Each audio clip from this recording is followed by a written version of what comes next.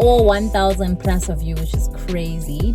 I'm pretty much this way even offline, so it's been refreshing that I don't have to be performative when, on this platform. And I don't like content creators who are performative. Before I actually dive into the questions, I must say I've been on YouTube now for 2 years, and I never got on this platform chasing numbers. And I just want to encourage anybody who is on YouTube, just started, or maybe you've been here for a while and the numbers are just not motivating.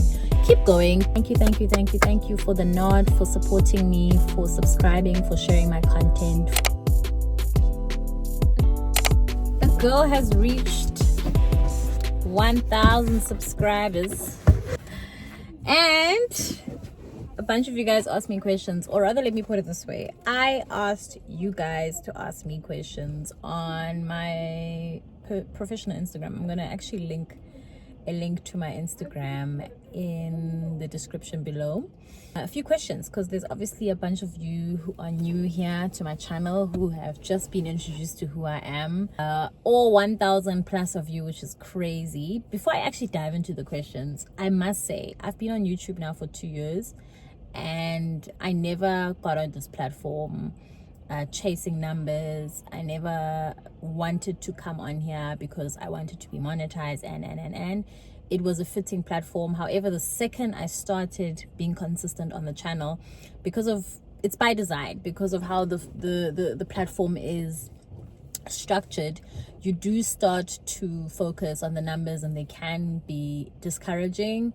And I just want to encourage anybody who is on YouTube, just started, or maybe you've been here for a while and the numbers are just not motivating. Keep going. Go back to your why. Go back to the reason why you came onto this platform. I reached the 1,000 milestone, and it was the last thing even on my mind. So I'm just happy to be here. I'm happy to have the nod of all 1,000 plus of you. It's kind of trippy to think that so many people have subscribed to the channel and enjoy the content, and that in itself is quite affirming. So let's get straight into it. Question number 1, am I South African? So I feel like in every video that I do dive into a little bit of my background, but I must admit, I watched some of my videos back, and there's been a fixation on like my journey thus far. So because I started the channel when I was abroad, I often give context to say we lived abroad, we lived in Cape Town, we're currently in this case Johannesburg. But I don't know if I've ever really gotten into my ethnicity / what am I. So yes, I'm definitely South African, and I have grown up kind of pretty much everywhere. I was born in Mount Fletcher, which is a city. No, city is pushing it.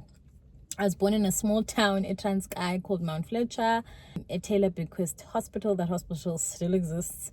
And I lived there with my parents consistently till kindergarten, so just before grade R. Then we moved to Germany. There's a few videos where I detail that journey. And then we moved back to South Africa, and when we relocated back to South Africa, we lived in Johannesburg for 1 year, a year and a bit. And then after that, I then went to boarding school from grade 3 onwards till matric. And the boarding school I went to is in KZN. So my socialization is a little bit of a mixed masala between Hlubi, because that's what I am, Zulu sort of socialization / German socialization. And then obviously you have colonizer yetu, Ikapadia, you colonizer, the Brits in the mix there as well. So I'm kind of sort of been raised by the world, but that's not uncommon for millennials. It's normal, especially Tina Abo born free-ish. Yeah, we kind of constantly having to navigate a duality of sorts. So yeah, I am definitely South African, and proudly so. I can't imagine being any other ethnicity, can't imagine coming from another country.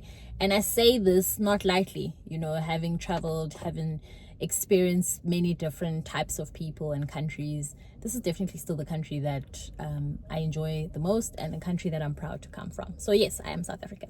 Another question that came up quite a bit, and obviously it makes sense why it would come up on my professional Instagram: what do I actually do? A good friend of mine actually asked me this past weekend, and I had to really think about it. I mean, I know what I do, but I've been fortunate to have for the bulk of my professional career, been in careers that either didn't exist, like literally a role that just wasn't there before. The combination of skills sure did exist, but the way it was packaged maybe was different. So I've been fortunate to sort of having had pioneering kind of roles, and sort of the burden that comes with that is that people, firstly, you don't know how to package it and tell other people about it, because often you're meeting people who are confronted with your career and your reality for the first time. So I've had to do that pretty much my whole life, and you sort of pave your own way.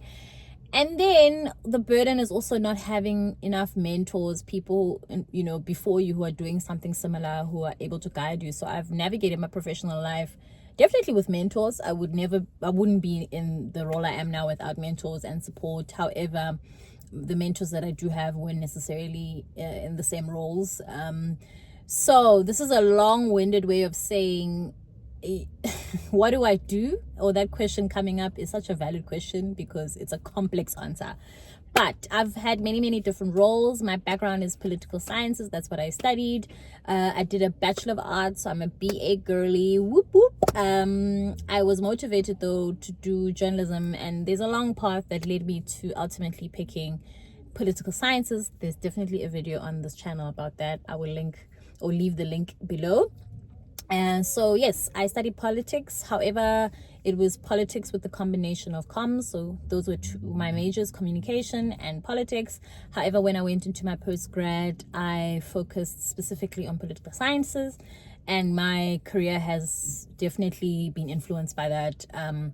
I've had all various types of roles. What I currently do though is that I am officially, as per my title, Manager of Government Affairs, Executive Communication, as well as Strategic Projects for a Chamber of Commerce. For those who don't know what Chamber of Commerces are, they are membership-based organizations, usually representing business interests. So you have companies that are members of your chamber.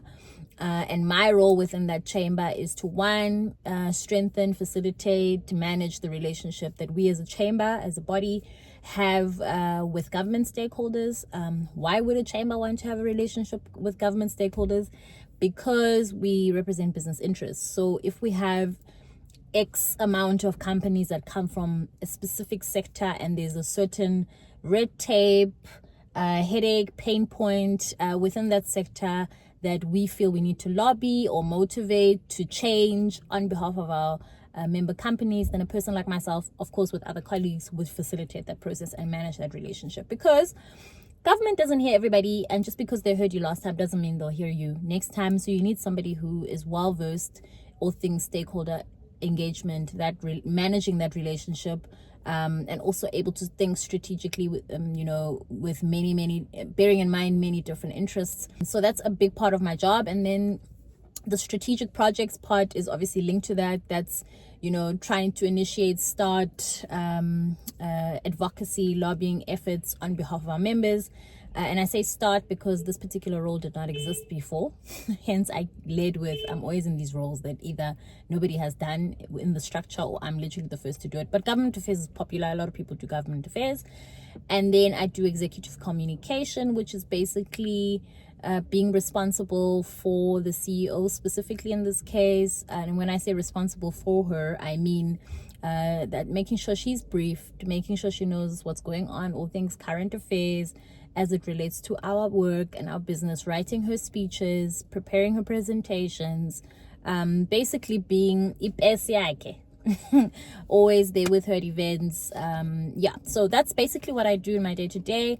And a big part of my job as well is obviously, because I have been exposed to so many different cultures, in this case specifically German and South Africa as a whole, I was brought in also because of that knowledge, to say you are familiar with both contexts, and we work with companies from both contexts, and we operate within both, not operate in both countries, but we represent interests for both, and we need somebody who understands that. So that's what I do. I do government affairs, communication, but specifically executive communication in this case. I've done other communication before, so there is a distinction. And then I do advocacy work. If you guys would be interested in me doing like a week in my work life kind of video, let me know, and I'll try my best. I mean, a lot of what I do is confidential, but I can dive into bits and pieces of the job that might be interesting for some of you guys. So that's what I do. And then another question which came up a few times, and it surprised me because I feel like I'm such an open book, all things my journey. People asked if I'm married. I'm not married. I've never been married. I do, however, have 2 children. Yeah, I'll leave it at that. And then lastly, maybe as another, a question that came up. It came in different forms. What motivated me to come on YouTube? Why YouTube? To be honest, it kind of happened from one day to the next. I didn't ever think I'd be on YouTube. It wasn't something I was sitting and plotting to do. And all good and well if people do that. I think it speaks to intentionality. It just wasn't my journey. The main motivation, I had just moved and relocated to Germany. I was pregnant. I was feeling overwhelmed for many different reasons, and my daughter sort of planted a seed because she kept saying she wanted to do YouTube, she wanted to be on the platform, and I felt like she's not ready. Both me and her dad actually felt that maybe it's a bit too soon. And she planted that seed because I thought, you know what, we've just embarked on a life-altering experience, one that I've experienced myself or had experienced at her age, and many times wished that my parents documented it. They did document, they took pictures, but I wish we had like conversations about the transition, conversations about what it means to navigate duality, and also just capture the memories. So that was the motivation to get onto YouTube. It literally was from one day to the next. I was like, okay, let's try this out, and the rest is history. So when I started uploading videos, I didn't have a strategy behind it, but soon as I got into the consistency and had a rhythm, it came, I won't lie, pretty naturally. I have always been a person who's big on engagement. Also professionally, that's what I do. And so I think I lean into thinking about conversation topics, discussing deep topics. That comes pretty naturally to me, and having it here has been quite, it's been quite a gift because it's been a visual diary of sorts. It's so good to watch videos that we uploaded almost 2 years ago and to see the headspace I was at in that point in time, and also my daughter, and it's like an archive for us. We get to watch this back and see ourselves evolving in our thoughts and in our perspectives, and just to have a place that motivates you to archive your experiences and to have sort of a safe online community that you can reflect with on certain topics. And once I was already on YouTube, so this wasn't the motivation to get onto the platform, but once I was on the platform, I also started to really appreciate the gift of being able to share bits and pieces and nuggets about the intercultural travel, motherhood, my journey basically, which is not foreign. Many people are, globetrotting, navigating motherhood and careers. But it was nice to also be able to have a platform to share the things I've learned, and be in a way kind of like a virtual mentor, but simultaneously also gain mentorship as well. There's so many people I only know through this platform who've been such a gift in my life. And also one of my friends actually said after she watched the video that it was so interesting for her to gain insights into who I am, even though she is in my life. So it's also a nice way for me to have a safe space to dive into topics, to seek advice, but also to give it, and to do that safely, and just to have that archived somewhere. So my journey with YouTube has evolved, and it's going to be so interesting to see where it takes me. How I feel about it in the next couple of years. But so far, it's just been an organic and safe, authentic space for me to just be myself and to talk about the things that I want to talk about, that don't necessarily have to be aesthetically pleasing or packaged in a way that is always politically correct, but where I can just be myself. I'm pretty much this way even offline. So it's been refreshing that I don't have to be performative when on this platform. And I don't like content creators who are performative. I just don't relate to them. So it's been also nice to show up as myself and to find community in that. So I'll leave it at that because Mama has to go cook for the kids. I have to go home now. Let me know if you guys are interested in a come to work with me, you know, vlog where I maybe document my work week, get maybe in a little bit more into detail about what I do. If you're into that content, let a girl know. But before I wrap this video up, I just want to say thank you for the nod, for supporting me, for subscribing, for sharing my content, for sharing ideas, for motivating me, for allowing me to be myself. It has been such a gift, and I can only hope that more of you join this community. So that's it for me for now. Have a good week. Bye bye.